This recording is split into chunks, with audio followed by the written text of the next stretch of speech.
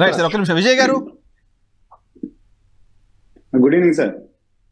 Good evening Vijay గారు. ఏంటి list, జనసేనకి అవమానం జరిగిందని, జనసేనకి తక్కువ సీట్లు ఇచ్చారని ఇట్లా రకరకాలుగా చర్చ నడుస్తోంది. ఏంటి జనసేన సంతృప్తిగా ఉందా ఆ సీట్ల పైన? Good evening sir. అలాగే ప్యానల్ సభ్యులు పెద్దల పత్తిపాటి పుల్లారావు గారికి, ఇతర సభ్యులందరికీ కూడా గుడ్ ఈవినింగ్. ఇప్పుడు యాక్చువల్ గా పవన్ కళ్యాణ్ గారి మీద వైఎస్ఆర్సీపీ వాళ్ళకి ఎనలేని ప్రేమ. అంటే పవన్ కళ్యాణ్ గారికి కాలికి చిన్న దెబ్బ తగిలినా తట్టుకోలేనంత ప్రేమ వచ్చేసినట్టుగా, అయ్యి బాబు మా పవన్ కళ్యాణ్ గారు అని గుండెలు బాధేసుకుంటున్న వైసీపీ నాయకులకి ఏంటంటే సార్, వాళ్ళకి ఒక గుండె దడనే ఏదో ప్రేమ కింద చూపిస్తున్నారు వీళ్ళు. ఇప్పుడు ఈ రోజు మేము చాలా క్లియర్ గా, క్లియర్ గా, ఇందాక రామారావు గారు చెప్పినట్టుగా మేము నెల రోజుల క్రితం, 2 నెలల క్రితం ఏమన్నా ఫేక్ ఏమన్నా వచ్చిండుంటే, సోషల్ మీడియాలో వచ్చిండుంటే వాళ్ళు అది నిజం అనుకుని ఉండొచ్చు.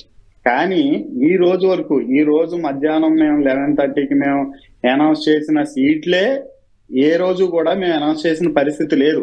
మేము ఏమేమి సీట్లు తీసుకోవాలి, ఎన్ని సీట్లలో పోటీ చేయాలన్నది మా అధినాయకులు కానీ, మా అధినాయకులు పవన్ కళ్యాణ్ గారు కానీ, చంద్రబాబు నాయుడు గారు కానీ చాలా క్లారిటీగా గత నెల రోజుల నుంచి కసరత్తు చేసుకుంటా ఉన్నారు. ఇకపోతే ఆలస్యం జరిగిన దాని గురించి నిన్నటిదాకా వైసీపీ వాళ్ళు ఏమన్నారు, సీట్లు అనౌన్స్ చేయలేకపోతున్నారు, ధైర్యం సరిపోవట్లేదు అన్నారు. వీళ్ళే ఎలా అనౌన్స్ చేశారండి? 5 దఫాలుగా అనౌన్స్ చేశారు. మేము ఒక దఫాగా ఈ రోజు సగం పైగా సీట్లు, 80% సీట్లు అనౌన్స్ చేసాం. ఇంకొక రేపెల్లుండిలో ఇంకొక 2-3 రోజుల్లో మిగిలిన సీట్లు అనౌన్స్ చేయబోతున్నాం. ఇకపోతే వైసీపీ నాయకులకి మా సీట్ల ప్రస్తావనలో కానీ, మా అంశంలో కానీ వాళ్ళకి ఏ విధమైన హక్కు కానీ, మాట్లాడే నైతిక హక్కు కానీ లేదు. ఎందుకంటే పవన్ కళ్యాణ్ గారు ఒక సినిమా నటుడు. పవన్ కళ్యాణ్ గారికి ఏం తెలుసు, సినిమాలు యాక్ట్ చేసుకుంటాడో, పోయి సినిమాల్లో తిరుగుతూ ఉంటాడో, అప్పుడప్పుడు వచ్చి పేమెంట్ తీసుకుని ఇక్కడ యాక్ట్ చేస్తా ఉంటాడో, పొలిటికల్ గా యాక్ట్ చేస్తా ఉంటాడు అని వైసీపీ నాయకులు మాట్లాడే వైసీపీ నాయకులకి ఈ రోజు మేము ఎన్ని సీట్లు తీసుకున్నాం అనే మాట్లాడే హక్కు కానీ, అర్హత కానీ మీకు లేదని మేము క్లియర్ గా చెప్తున్నాం.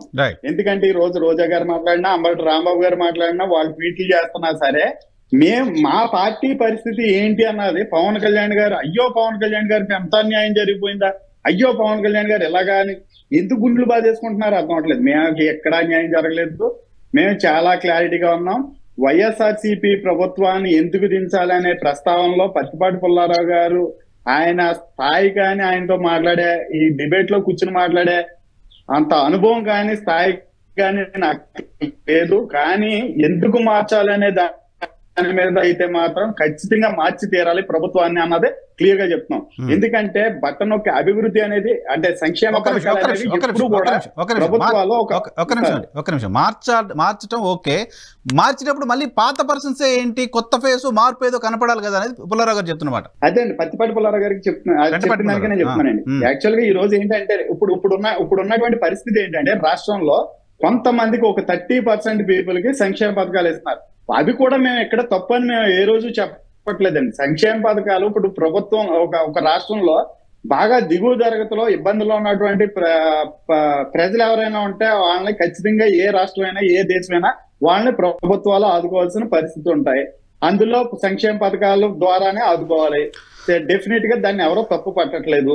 కానీ సంక్షేమ పథకాలతో పాటు కొన్ని వేల మంది ఈ రోజు ఇంజనీరింగ్ స్టూడెంట్స్, కొన్ని వేల కాలేజెస్ వచ్చినాయి. మేము ఇంత గొప్పగా పర్సన్స్ పాత వాళ్ళు కదా, వాళ్ళనే చూపించి మళ్ళీ మార్పు అంటే ఏంటి ఉపయోగం అనేది చెప్తున్నమాట పుల్లారావు గారు చెప్తున్నమాట. అంటే ఇప్పుడు జగన్మోహన్ రెడ్డి గారు పాత ముఖ్యమంత్రి, కొత్త ముఖ్యమంత్రిగా ఎవరినైనా ప్రకటిస్తారో చెప్పమనండి వైసీపీ వాళ్ళు, ప్రకటించి వెళ్తారు వాళ్ళు.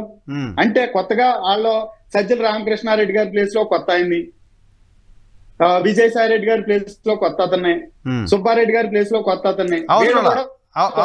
అవసరం వాళ్ళు మార్చుకోవాలనుకుంటే పార్టీలో వాళ్ళు మార్చుకుంటారు. ఒక్క నిమిషం అండి. అంటే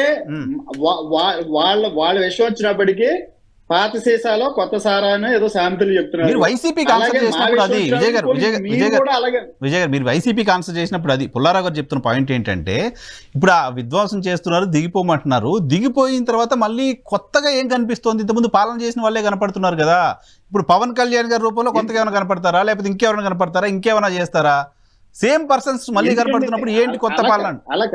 అలా కాదు సార్. ఇప్పుడు కొంటాల రామకృష్ణ గారు ఉన్నారు, సక్సెస్ఫుల్ ఎంపీ అయినా, ఇప్పుడు అలాగే మాకు కొత్తగా ఇప్పుడు పవన్ కళ్యాణ్ గారు కూడా కొత్త మొక్కలు కదా సార్. ఇప్పుడు అసెంబ్లీకి మేము వెళ్ళలేదు, మా పాలన ఎలా ఉంటుందో చూడలేదు, మేము ఏ విధంగా ముందుకెళ్తాం అన్నది తెలీదు. మేము ఈ రోజు ప్రకటించిన ప్రతి పార్టీ ఏమున్నాయి అలాగే సార్. అనుభవం అయిన వ్యక్తులు వాళ్ళకున్న ఎక్కడ మేమేమి ఏదో కుంభకోణాలు చేసిన వ్యక్తికి న్యాయం చేయలేని వ్యక్తులు కాదు కదండి. వాళ్ళ స్థాయిలో అప్పట్లో వాళ్ళు కూడా న్యాయం చేసిన వ్యక్తులే. వాళ్ళనే మళ్ళీ కొంతమంది వ్యక్తులు ఉంటారు, అంటే మార్చుకుంటా పోతే ఈ రోజు సీట్లు ఇప్పుడు అక్కడ ప్యానల్ లో కూర్చున్న ముగ్గురులో నలుగురిలో ముగ్గురికి వచ్చేయాలి. అలా కుదరదు సార్. అంటే రాజకీయానికి అనుభవంతో పాటు ఒక ఈక్వేషన్స్ తో పాటు ముందుకెళ్తాం. ఇందులో భాగంగా ఏ పార్టీ అయినా మేము ముందుకెళ్తాం. వైఎస్ఆర్ కాంగ్రెస్ పార్టీ విమర్శలోకే వైసీపీ విమర్శలోకే హరిరామ జోగయ్య గారు పదే పదే చెప్తున్నమాట, చాలా సందర్భాల్లో లేఖల ద్వారా చెప్తున్నమాట, గౌరవప్రదమైన నంబర్స్ జనసేనకి ఇస్తే మాత్రమే, జనసేన రెస్పెక్ట్ చేశారనే ఇంప్రెషన్ ఉంటే మాత్రమే ఓట్ల ట్రాన్స్ఫర్ జరుగుతుంది అని.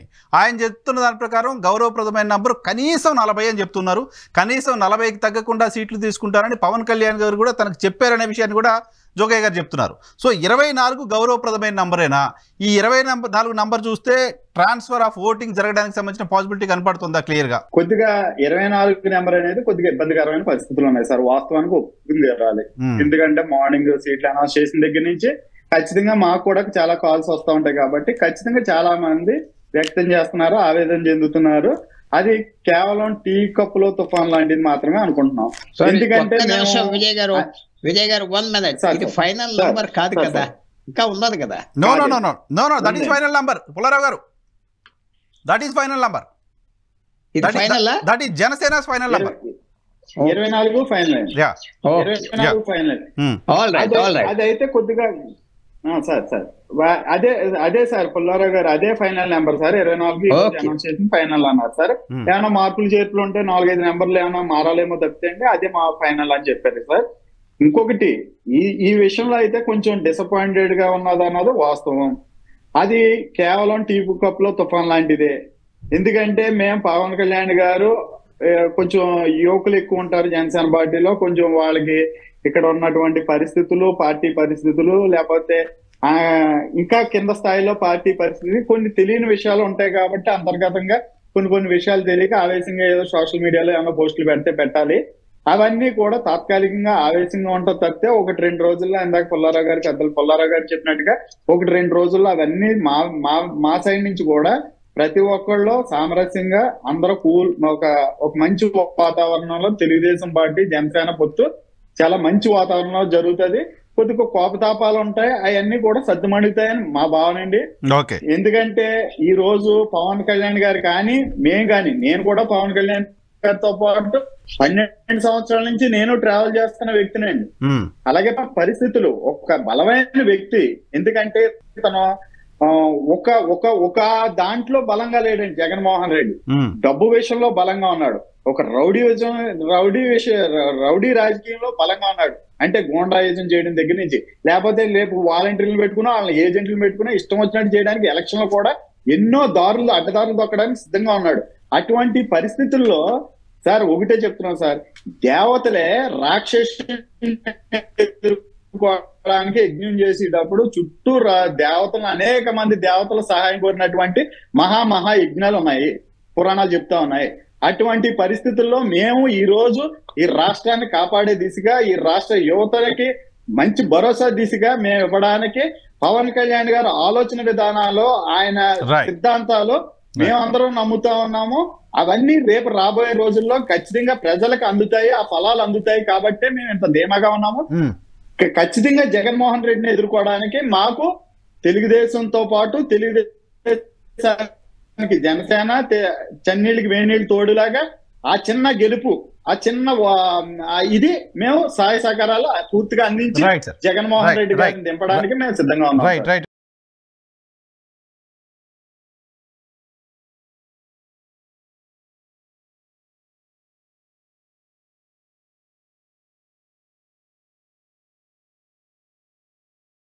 రఫీ గారు నమస్తే.